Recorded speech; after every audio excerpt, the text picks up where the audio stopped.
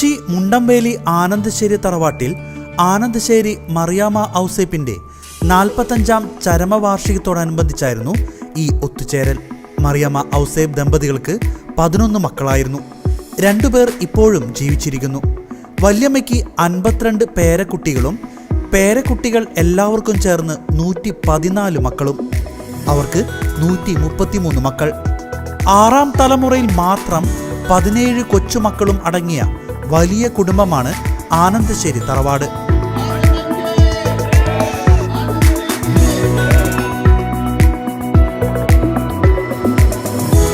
പതിവില്ലാതെ തറവാട് മുറ്റത്ത് ആളുകൾ കൂട്ടത്തോടെ ഒഴുകിയെത്തുന്നത് കണ്ട് പ്രദേശവാസികൾക്കും കൗതുകം. പിന്നെ അന്വേഷിച്ചപ്പോഴാണ് പ്രദേശവാസികൾക്ക് ആളുകൾ കൂട്ടത്തോടെ എത്തുന്നതിന് പിന്നിലെ കാര്യം മനസ്സിലായത്.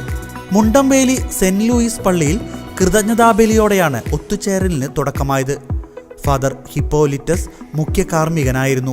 ശേഷം തറവാട്ടിൽ 6 തലമുറകൾ ഒന്നിച്ച് ഫോട്ടോ സെഷൻ സംഘടിപ്പിച്ചു. തുടർന്ന് ആദ്യ തലമുറയിൽപ്പെട്ട 11 പേരുടെ കുടുംബങ്ങൾ ചേർന്നുള്ള പ്രത്യേക ഫോട്ടോ സെഷനും ഉണ്ടായിരുന്നു. ഇതിനിടയിൽ കാരണവന്മാരിൽ ചിലർ പാട്ടുകൾ പാടി. ശേഷം വിഭവസമൃദ്ധമായ ഭക്ഷണവും ആഘോഷകരമായ പരിപാടികളിലും പങ്കെടുത്ത ശേഷമാണ് എല്ലാവരും പിരിഞ്ഞത്.